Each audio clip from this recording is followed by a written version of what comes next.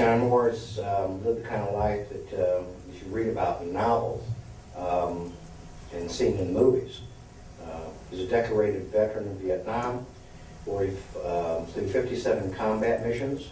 John started his career as an intelligence analyst with the United States Military Intelligence, and that was in 1967.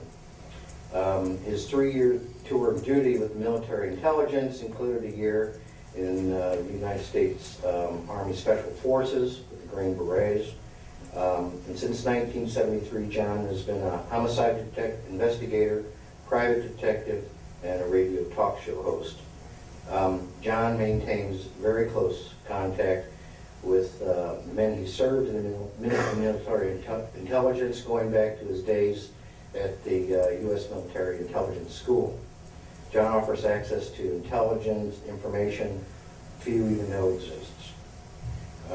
John's insider knowledge of the truth behind the deception of global warming is very unique and can help save the lives of those who are here to listen today. Ladies and gentlemen, I'd like to introduce John J.R. Moore.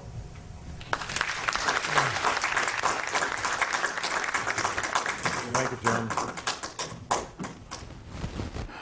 Good morning, ladies and gentlemen. It's good to see you.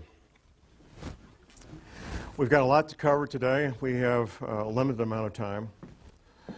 What you'll be hearing in this presentation is a very compact version of what's taking me literally 27, 28 years to learn. I've interviewed dozens of people, read thousands of pages of books, watched a number of documentaries, and still get new information every week on this topic of global warming from my confidential sources. This topic, as far as the U.S. government is concerned, is one of the most highly classified matters that the government deals with. Highly classified and highly compartmentalized.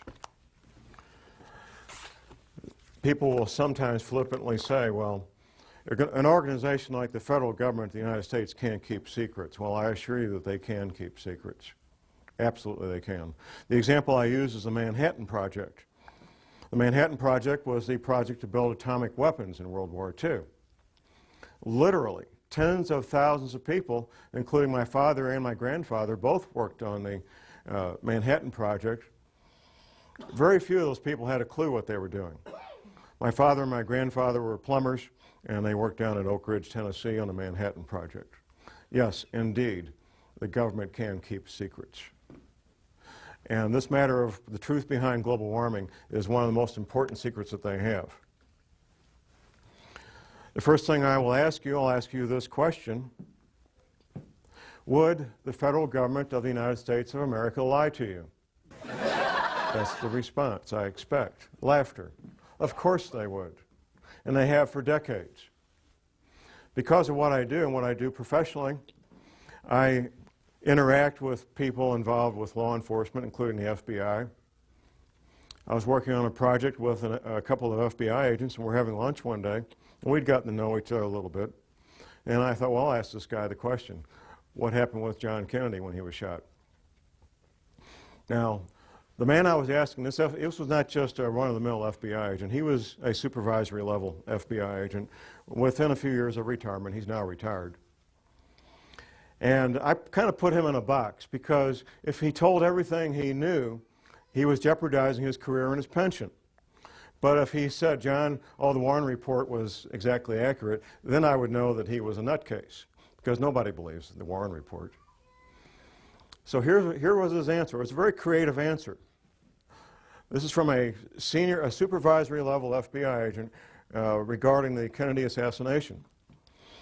His answer was 2 words: creative forensics. Now, that let me know that he knew. What every person who's looked at it carefully knows is that the Kennedy assassination was not what we've been told it is. A couple of personal things when it comes to secrets and how military intelligence knows about things before they happen. First week of May, 1967. I'm 19 years old. I'm in a military intelligence school, and I got assigned for a Sunday morning, what they call a dining room orderly. My assignment was to be in the officers' mess where they served breakfast on Sunday morning, stand at parade rest, and whatever the colonels and the majors wanted, if they wanted coffee, I go get it. If they want toast, I go get it. Stand there at parade rest, eyes straight ahead, and just wait on the officers. One colonel is talking to another colonel. Now, this is military intelligence school, and these are field grade officers in military intelligence. First week of May, 1967. One colonel says to the other colonel, you know, those Golan Heights are going to break loose any day now. First week of May, 1967. What happened 4 weeks later? The Six-Day War. Yeah, they knew. They knew. Fast forward just a few months, September 1967.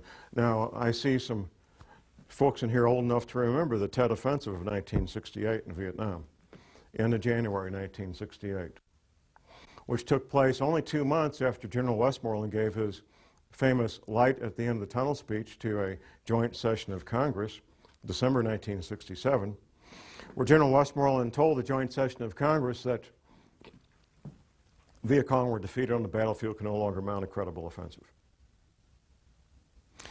I get to Vietnam in 1967 in September. By the end of September, I knew about the Tet Offensive at the end of January 1968, 4 months before it happened, 5 months before it happened. I knew about it, and I was getting ready for it. Everybody else found out the last week of January 1968. You better betcha, the people in military intelligence, they know about things before they happen. I know about things before they happen, even now, because I've maintained my contacts inside military intelligence.